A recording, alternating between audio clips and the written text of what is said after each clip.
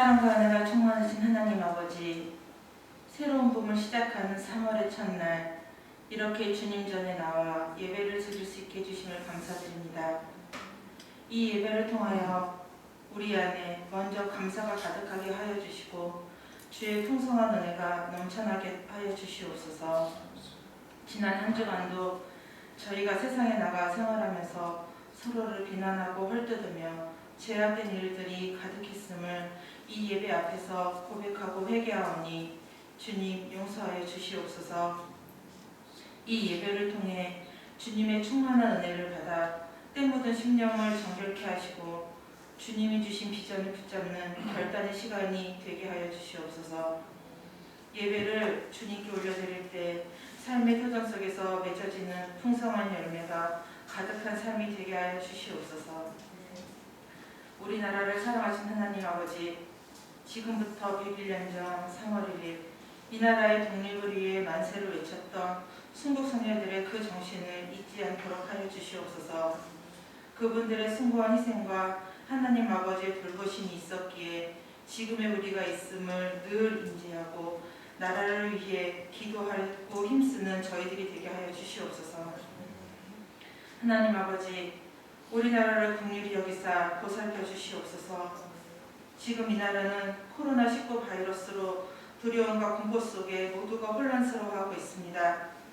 만물의 주권자가 되시는 주님께서 이 백성들을 불쌍히 여기사 바이러스가 더 이상 확산되지 않고 진정되게 하여 주시옵소서.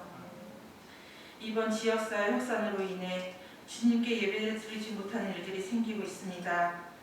이러한 일들이 있음에도 감추고 숨기기에 바쁜 이단들을 심판하여 주시옵고 이번 일을 수습하기 위해 방역에 힘쓰고 애쓰는 많은 사람들에게 힘과 용기와 위로를 주시옵소서. 확진 판정을 받은 환자들은 조속히 치료를 받고 회복되어 건강한 모습으로 우리 사회에 돌아올 수 있도록 하여 주시옵소서. 주님, 코로나19 바이러스의 방역과 확진자 치료에 힘쓰고 있는 기관들과 의료진들을 붙들어 주시고 특히 대구에서 힘쓰고 애쓰는 그 모든 분들을 위해 우리 국민들이 힘을 낼 수 있도록 기도할 수 있게 하여 주시옵소서. 또한 온 국민이 힘을 합쳐 슬기롭게 이번 사태를 극복할 수 있도록 하여 주시옵소서. 주님, 또한 복잡한 국제관계와 경제 침체로 인해 신음하고 있는 자영업자들과 가난에서 벗어나지 못하고 있는 소외계층을 기억하여 주시고 이 땅에 안정된 경제가 이루어져 나가게 하여 주시옵소서. 주님, 이 나라의 대통령과 위정자들을 위해 기도합니다. 당의 정책이나 자신들의 이익이 아닌 국민을 위해 일할 수 있도록 하여 주시고 이번에 일어난 여러 가지 일들을 잘 해결해 나갈 수 있도록 머리를 맞대고 협력해 나갈 수 있게 하여 주시옵소서. 그리하여 이번 일들로 인해 우리가 구원을 얻는 시간이 되고 불안과 공포에서 벗어나 깨어 기도할 수 있는 성도님들이 될 수 있도록 하여 주시옵소서. 주님, 저희는 아무런 힘이 없습니다. 오직 하나님만이 이 어려운 일들을 해결해 주실 것을 믿으며 안타까운 마음으로 온 교회와 성도님들께서 기도하게 하여 주시옵소서. 사랑의 하나님, 주님께서 이 지역에 우리 교회를 세워주시고 지금까지 인도해 주셨음을 감사드립니다. 주님께서 세워주신 우리 교회의 사명을 잘 감당하게 하여 주시고 주님을 향해 예배드리는 한 영혼 한 영혼을 귀하게 여기셨던 주님의 마음을 바르게 알고 그 마음을 따르는 교회가 되게 하여 주시옵소서. 사랑하시는 담임 목사님을 능력의 팔로 붙들어 주시고 영육간에 강건케 하여 주시옵소서. 기도하시며 붙잡고 나아가는 비전들이 지혜로우신 가운데 다 이루게 하여 주시옵소서. 오늘 말씀을 전하실 때 기름 부어주셔서 말씀이 선포될 때 하늘의 권세와 능력으로 더하여 주시고 그 말씀이 우리의 삶 가운데 능력으로 나타나게 하여 주시옵소서. 주님 앞에 힘들고 지친 몸 이끌고 나온 주의 자녀들이 오늘 말씀으로 힘을 얻게 하시고 믿음으로 승리하게 하여 주시옵소서. 예배 주님, 또한 보이지 않는 곳에서 교회를 위해 수고하시는 각 기관들과 헌신으로 주님을 섬기는 성도님들에게 복의 복을 더하여 주시옵소서. 은혜로우신 하나님 아버지, 이 시간 예배의 차원과 끝을 주님께서 인도하여 주시며 모든 영광 홀로 받아주시기를 원합니다. 예배를 드리는 모든 성도님들께 주님의 변함없는 사랑으로 충만케 하여 주시옵소서. 이 모든 말씀 예수님의 이름으로 기도드립니다. 요한복음 5장 5절부터 9절 우리 한 절씩 교독하도록 하겠습니다.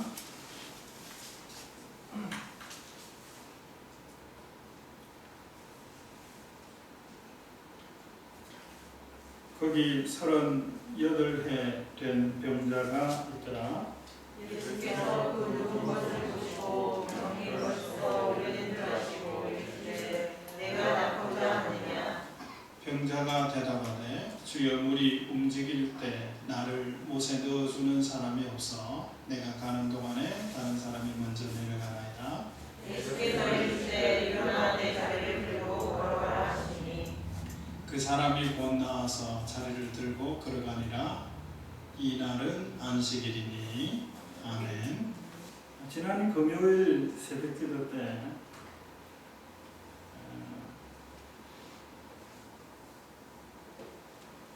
인근에서 그 문화아파트에 사시는 수원 영화교회를 다니시는 권사님이 새벽기도에 늘 나오셔요.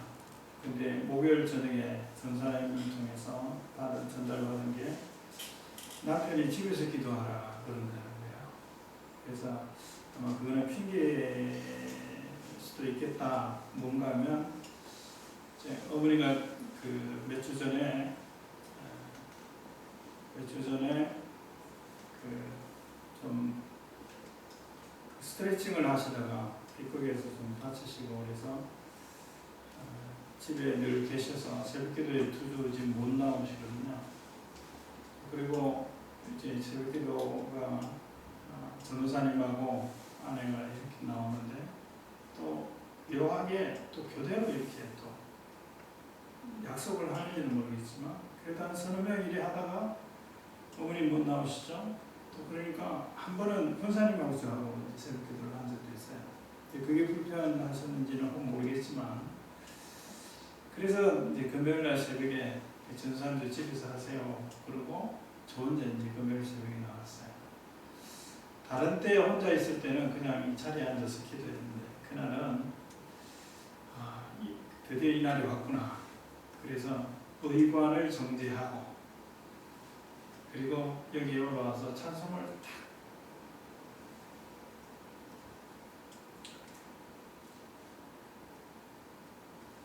펼쳐서 첫 절을 부르는데 하는 게 올라오더라고요. 이렇듯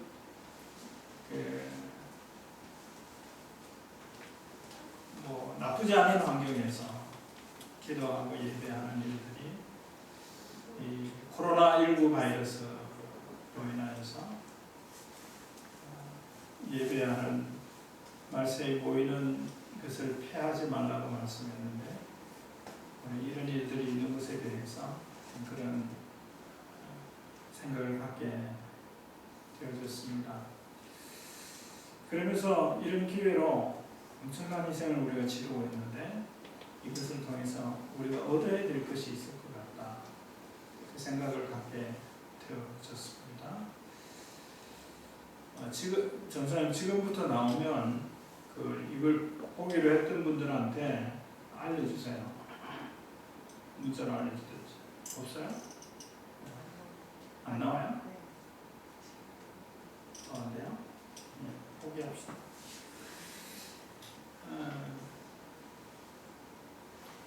오늘은 3일절입니다. 1910년 9월 28일 나라의 지도자들이 일본에게 의지하겠다고 사인한 날이잖아요. 8년 6개월 만에 1919년 3월 1일을 전후해서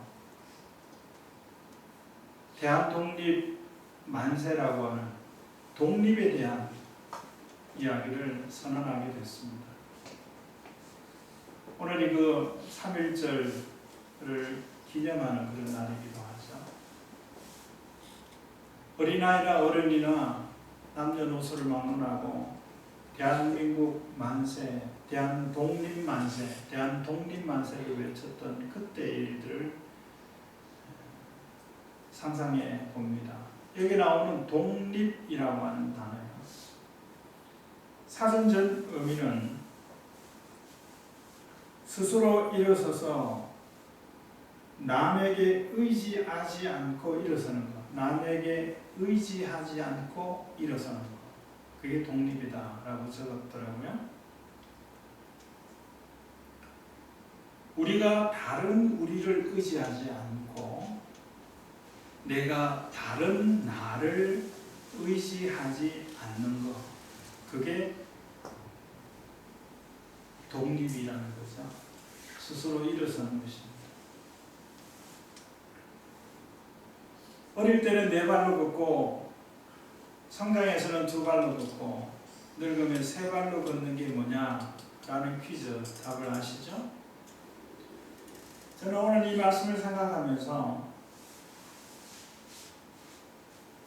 사람이 의지할 때가 있습니다. 어린아이 때죠. 사람이 스스로 일어설 때가 있습니다. 그리고 그 다음 단계는 이런 생각을 했어요. 다른 사람이 나를 의지할 수 있도록 하는 시기가 있다는 거죠.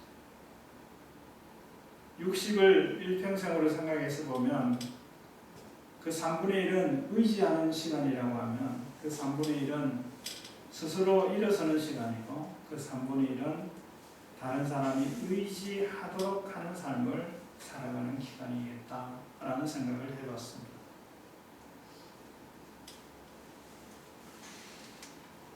스스로는 일어설 수 없는 사람이 있습니다. 어떤 사람은 경제적인 문제 때문에 스스로 일어서지 못하는 사람도 있고요. 어떤 사람은 지식의 문제 때문에 스스로 일어서지 못하는 사람도 있습니다. 오늘 이 말씀 가운데서는 병으로 말미암아 스스로 일어서지 못하는 사람 38년 동안 어떤 이들은 육체의 병 때문에 일어서지 못하고 어떤 이들은 마음의 병 때문에 상처받았다는 거죠. 그것 때문에 일어서지 못하고 일어섰다라고 하는 것은 다른 사람들을 섬기고 살필 수 있는 전 단계라고 생각합니다.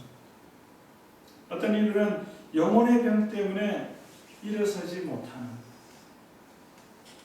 여전히 다른 사람을 의지하고 더 나아가서는 다른 사람들에게 민폐를 끼치는 그런 삶을 살아가는 38년 동안 병으로 고생하는 이 사람이 나이가 몇 살일까? 두 가지라고 생각했어요. 태어날 때부터 이 병에 걸렸을 수도 있고 나중에 병에 걸려서 그래도 스스로 일어설 수 있었던 때가 있었던 사람이라고 생각할 수도 있겠죠. 이 38년 된 병자가 베데스다 연못이라고 하는 곳에 누워 있습니다. 자리를 깔고 누워 있어요. 아마 사람들이 그를 데려다 줬을 것 같아요. 중풍병자 걸린 사람을 친구들이 침상에 실어서 지붕을 뚫고 예수님께로 내린 것처럼 또 성전에서 구걸하던 사람을 친구들이 이웃이 데려다가 성전 미문에 데려다 주고 또 데리고 왔던 것처럼 다른 사람의 힘을 빌어서 이 자리에 왔을 수도 있겠습니다. 그런데 사람들의 도움은 거기까지였습니다. 이 사람이 예수님과 대화하는 과정 속에서 7절에 이런 이야기를 합니다. 저 보이는 베데스다 연못이 지금은 잔잔한데 때로는 그 연못이 물이 움직이는 때가 있는데 그 움직이는 것이 어떤 자연 이치 때문도 아니고 그 움직이는 것이 바람 때문도 아니고 천사가 내려와서 그 물을 움직이게 하는데 어떤 병에 걸린 사람이든지 맨 먼저 들어가는 사람이 병이 낫는다라고 하는 그것을 믿고 있는 사람들이 여기 지금 모여 있는 거거든요. 그래서 이렇게 말하는 거예요. 나도 38년 동안 병을 앓고 있는데 다른 사람들의 도움이 있어야 살아가는 사람인데 그가 여기 있을 때 밥하기 위해서 다른 데 가서 먹을 것을 얻기 위해서 어디 가서 일하다가 여기 오는 거 아니잖아요. 이 자리를 떠날 수가 없는 거잖아요. 이 자리를 떠나면 언제 물이 동할지 모르니까 이 자리를 떠날 수 없는 그런 상황에서 먹는 것도 가족이나 친구들이 누구가 가져다 줘야 되는 그런 상황 속에서 살아가고 있는데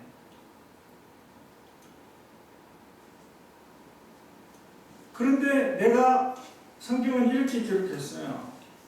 내가 가는 동안에 다른 사람이 먼저 갑니다. 이 가는 것이 뛰어간 건 아닐 것 같아요. 걸어간 것도 아닐 것 같습니다. 기어가지 않았을까? 다른 사람보다 경쟁에서 도무지 절대적으로 이길 수 없는 그런 상황이에요. 제일 먼저 들어가려면 제일 가까운 데 있든지 다른 사람보다 한 1m 정도나 달리기가 빠르든지 또 다른 방법은 뭐가 있을까요? 다른 사람이 달리려면 그 앞길을 막고 앞으로 나가지 못하도록 방해하고 그렇게 해야 내가 제일 먼저 들어가죠. 이런 혈투가 벌어지는 그 현장에 있습니다. 그러나 이 사람은 희망은 갖고 있습니다. 내가 저기에 제일 먼저 들어가기만 하면 내 38년 된 병은 나을 수 있다라고 하는 희망입니다. 이 희망을 가지고 살아가지만 이 희망은 이루어질 수 없는 희망입니다. 그것을 우리는 헛된 희망이다, 망상이다 그러죠. 그러나 희망이 있기 때문에 그 희망이 있는 그것 때문에 그래도 죽지 않고 사는 그런 상황 가운데 있습니다. 일단 외과 의사가 수술실에만 들어가면 울렁증이 있어서 수술하다가 뛰쳐나오는 그런 일들이 있어요. 그래서 선생님이 울렁증 치료약을 처방을 해줘서 줬는데 그걸 먹으면 좀 가라앉더라는 거예요. 그래서 수술도 잘하고 이제 수술 잘하는 의사로 이렇게 알려줬어요. 그 약이 떨어졌네요.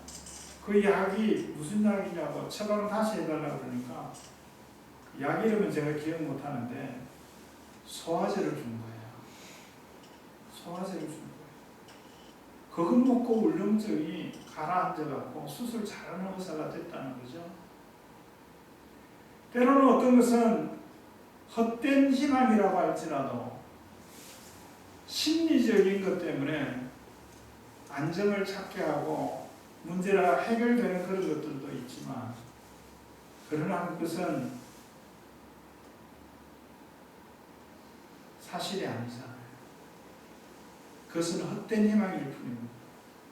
우리가 이런 헛된 희망을 걸고 살아갈 그런 사람들이 아니지 않습니까? 이런 사람을 예수님께서 보셨다 그랬어요.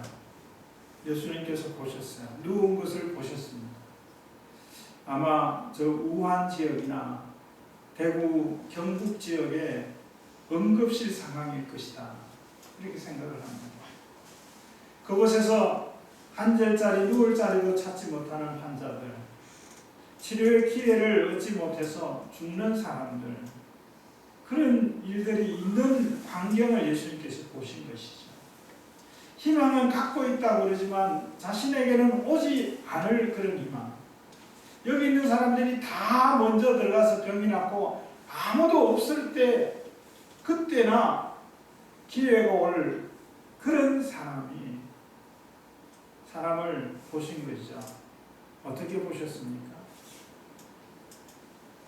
때로는 곤란을 당하고 어려움을 당하는데 그것을 바라보는 시선들이 곱지가 않습니다. 경계하고 조심하고 차단하고 이런 차원이지만 때로는 혐오하는 데 이르기까지 하는 그런 일들을 우리가 너무나 쉽게 보고 있는 그러한 때입니다. 그것을 뭐라 그럴 수는 없죠. 그러나 예수님은 이 누운 사람을 어떤 시선으로 보셨습니까?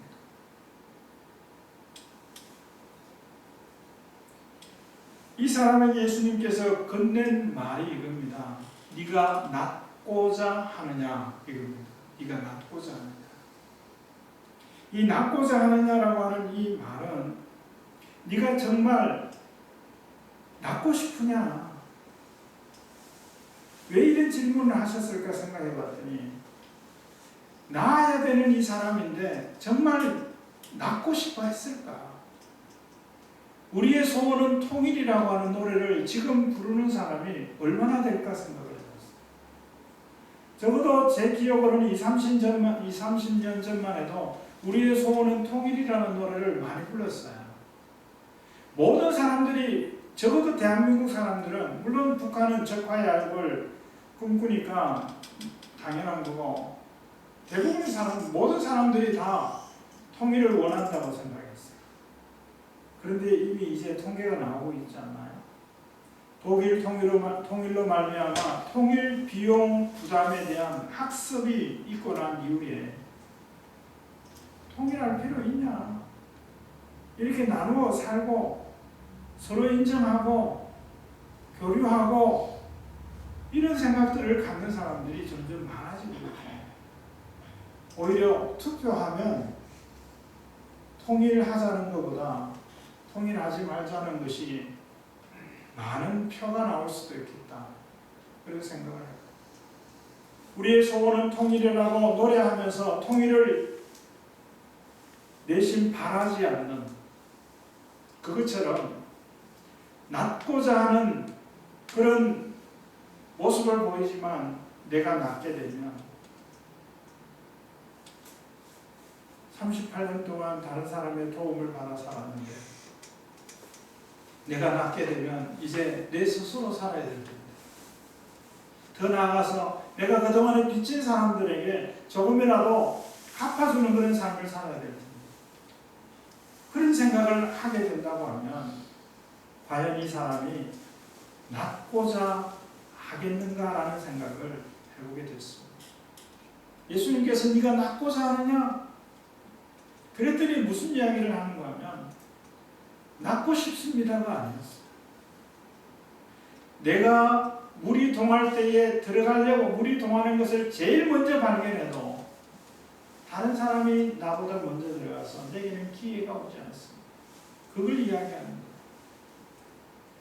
낫고자 하는 마음이 있다고 하더라도, 간절히 바라더라도 내가 나아서 이제 내 삶을 스스로 해결해야 되고, 더 나아가서 다른 사람들을 위해서 내가 헌신하고 섬기며 살아야 될 그런 처지가 되더라도 내가 나아야 되겠다라고 하는 이런 생각을 가졌다 하더라도 이 사람이 낫지 못하는 이유, 그것은 낫고자 하는 방법이 사람들이 하는 그 방법에 꽂혀 있기 때문에 그렇습니다.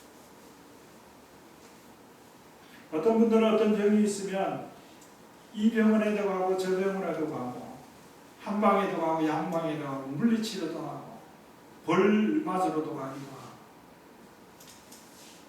그렇게 하시는 분이 있는가 하면 어떤 분은 절대로 병원에만 가지 또 절대로 하늘에만 가지 이런 분들도 있더라고요.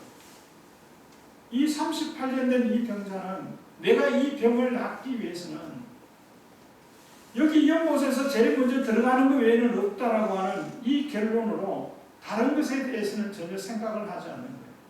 사람들이 지금 하고 있는 헛된 희망을 가지고 살아가고 있는 이것을 내가 이 병에서 노임받는 유일한 방법이라고 생각하고 그것만을 생각하는 겁니다. 다른 사람의 말을 듣지도 않아요. 다른 방법을 적용해 보지도 않아요. 그때 예수님께서 이 말씀을 하십니다.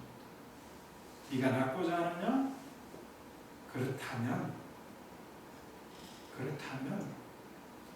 일어나 걸어라 라고 말씀하셨어요.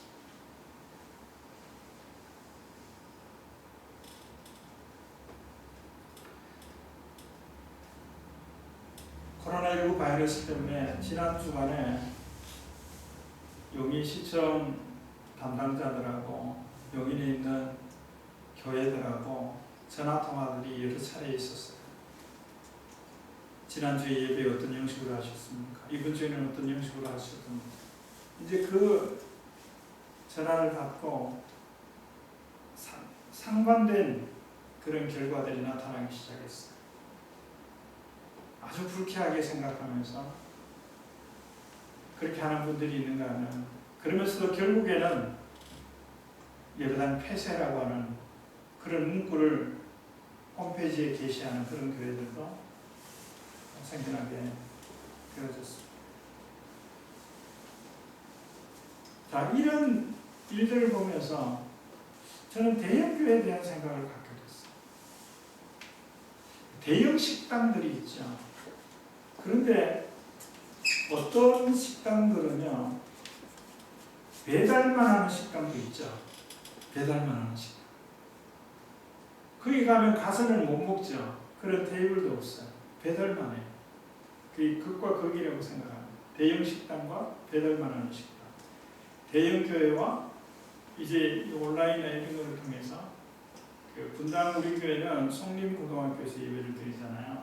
거기는 많은 사람들이 오기 때문에 송림고등학교 학교에 피해를 줄 수 없다고 해서 몇 주 전부터 아마 비전센터에서 설교하고, 그 설교한 것을 영상으로 내보내고 그런 일들을 했어요. 그런 걸 보면서 이제 모여 예배하는 것에 대해서 가난한 성도를 양상시키는 그런 우려를 하게 됐습니다. 지난 몇 주 동안 교회당 예배를 대체해서 온라인 예배를 계속 정부에서는 종용하고 있고, 일부 지역에서는 행정명령까지 하고 있는 이런 상황 속에서 우리가 예배한다는 것이, 주일 지키고 주일 예배를 한다는 것이 설교 듣는 것이 전부가 아닙니다.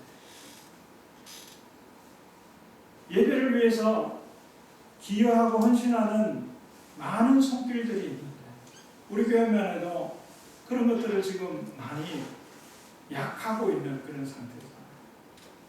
식사하지 않고, 성가대 하지 않고, 다른 예배들을 줄이고 성경 공부 모임도 줄이고 있는 이런 상태. 겨우 명목상의 주일 낮 예배만 시행하고 있는 이런 상태. 이런 것들을 보면서 우리가 예배의 소중함을 더 생각할 수 있는 기회가 되어야겠다는 생각을 가져보게 됩니다. 이제 모르겠어요. 대형 교회들이, 그 분당 우리 교회는 2021년 말까지 30개 교회로 나누는 결정을 했어요. 30개 교회를 세우는 거예요. 그것도 우리라는 단어를 쓰지 못하게 그렇게 해요.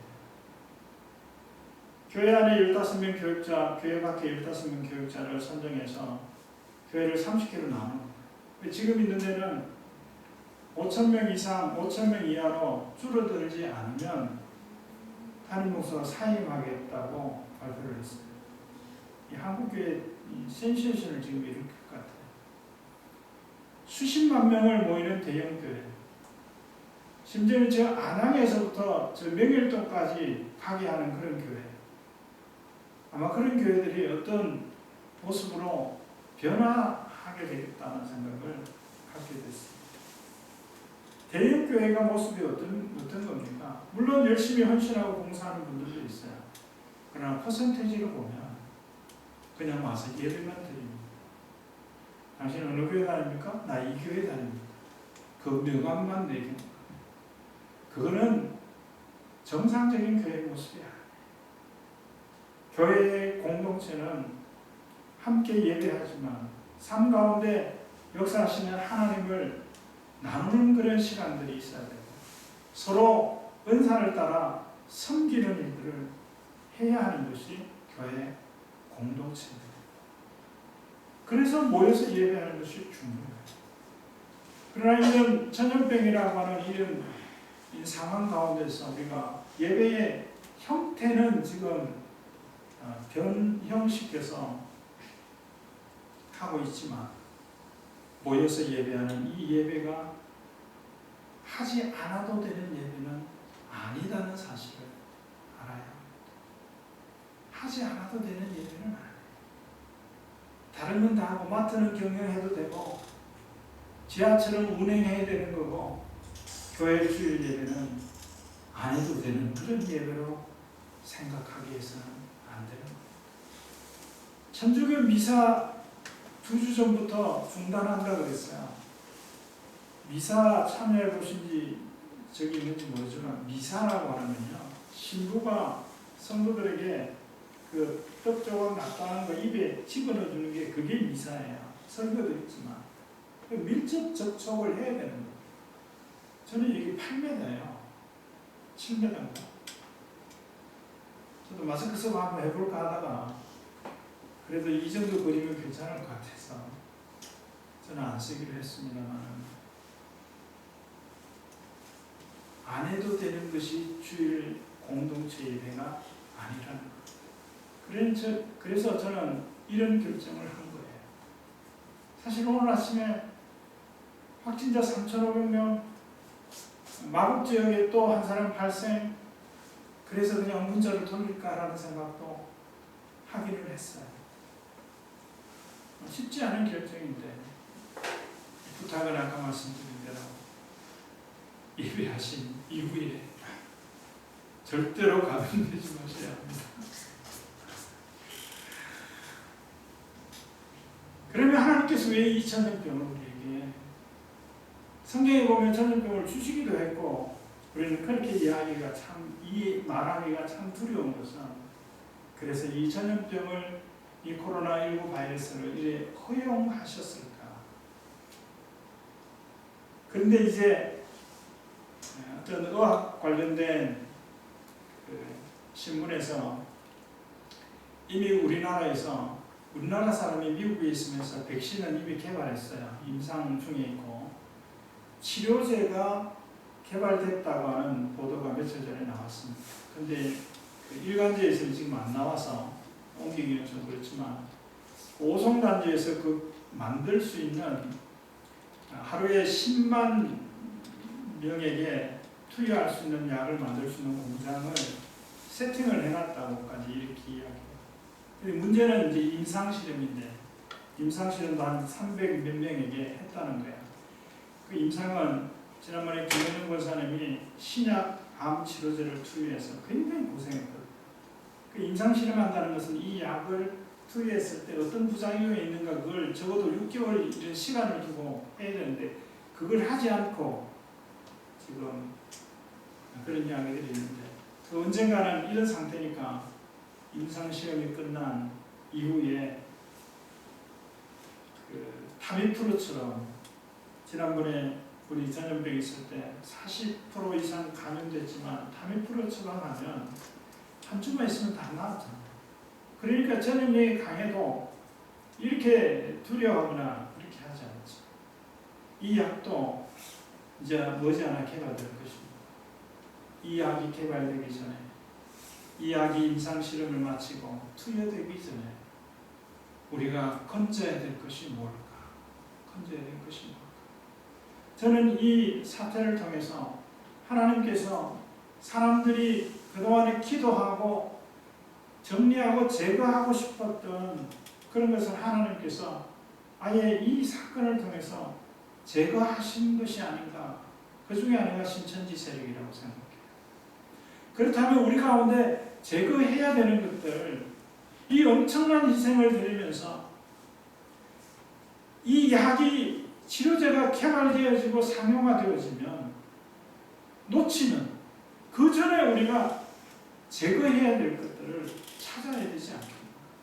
개인적으로, 공동체적으로 우리에게 있어서는 안 되는 것들, 제거해 던져버려야 될 것들, 또 힘써 해야 되는 것들, 그것들을 찾지 못한다면 이 엄청난 희생을 치르고 아무것도 가지지 못하는 그런 꼴이 되지 않을까. 그 중에 하나가 정말 바른 신앙을 가지고 하나님을 섬겼는가? 예배는 하지만 가인과 같은 예배는 하지 않았는가? 믿음이 없는 예배를 하고 있지 않았는가? 온전한 예배를 했는가? 준비된 그런 예배가 예배 생활들이었는가? 되돌아보아야 할 것입니다. 어려움이 있을 때마다 먼저 해야 될 것은 자학하는 것이 아니라 자신을 돌아보는 일들을 해야 하는 것이죠. 그렇게 해서 하나님 앞에 해결해야 될 것들을 해결하게 되어지면 우리가 바라는 원하는 그런 아름다운 세상들을 하나님께서 우리에게 허락하시게 될 것이라 그렇게 믿어 의심치 않습니다. 우리의 당면한 문제들을 사람들이 해결하는 그 방법을 가지고만 해결하려고 시도하면 해결 방법을 찾아낼 수 없습니다. 예수님께서 이 사람에게 일어나 걸어라 말씀하셨고 8절의 말씀 보면 그가 일어나 걸었다 그랬어요. 그런데 그 사이에 요한이 기록한 내용이 하나 있어요. 그게 뭐냐면 8절에 보면 이런 말씀이 기록됐어요.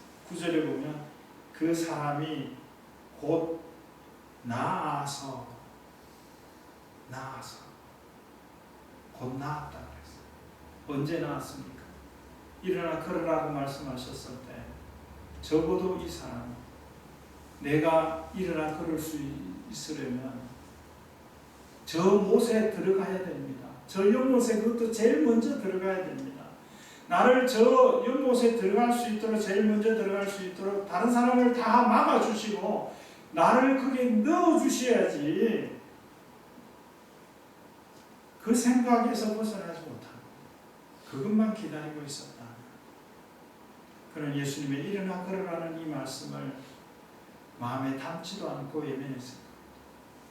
그러나 그에게 하나님의 은혜가 임했기에 일어나 걸으라고 하는 이 말을 마음에 받아들였습니다. 담았습니다. 일어나 걸을 수 있겠다. 저 연못에 들어가지 않아도 저 연못에 먼저 들어가지 않아도 내가 나을 수 있는 방법이 있겠다. 이 믿음이 그로 하여금 낫게 만들었습니다. 그가 일어나 자기의 자리를 들고 걸어갈 수 있었던 이유가 여기 있습니다. 결론적으로 이 사람이 사람들 그 사이에서 가운데서 문제 해결을 받지 못했어요. 그러나 이 사람이 예수님을 만났고 그 예수님의 말씀을 흘려듣지 않고 그걸 마음에 담았습니다. 이 말씀이 그러면 되겠다. 그러면 될 수도 있겠다. 라는 생각이 그로 하여금 낫게 만들었습니다. 누워있던 사람이 일어났어요. 누워있던 사람이 짐을 짊어지고 걸어갔어요. 무엇 때문에 누워있습니까? 무엇 때문에 사람들을 의지하며 살아가고만 있습니까? 일어나야 하지 않습니까? 그리고 다른 사람의 의지가 되는 그런 삶을 살아야 되지 않습니까? 저는 어떤 선배 목사님이 이만하면 자립했으니까 다른 사람들을 돕는 일을 좀 해야 된다. 그래서 목사님들 세미나 하는 일들을 계속 하고 이렇게 푸시를 하시는데 또 한계가 있더라고요.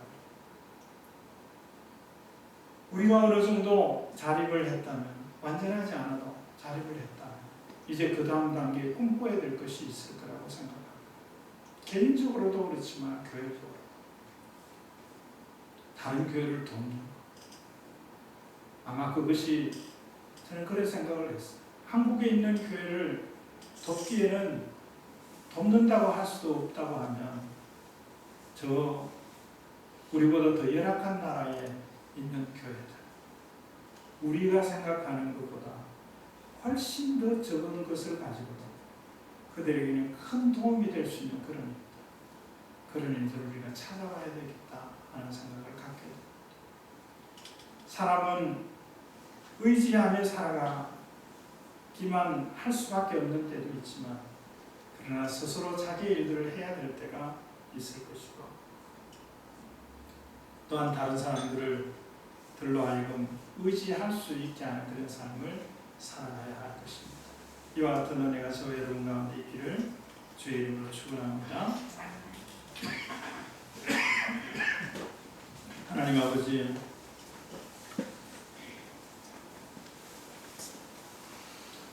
일어나 걸으라고 하시는 주의 음성을 믿음으로 들어 일어났던 이 병자처럼 우리도 여러 가지 이유로 누워 살아갈 수밖에 없는 그 삶에서 주님 만나고 주의 음성 듣고 믿음으로 일어나는 결단을 하는 저희들이 되어줄 수 있도록 하나님 역사하시고 도와주시옵소서. 지금은 부활이요 생명이신 예수 그리스도의 은혜와 하나님 아버지의 다함이 없는 사랑하심과 성령님의 감동, 감화, 교통, 충만하심이 주신 말씀 마음에 담아 믿음으로 살아가기로 다짐하는 성도들 가운데 이제로 영원히 함께 있을지어다. 아멘.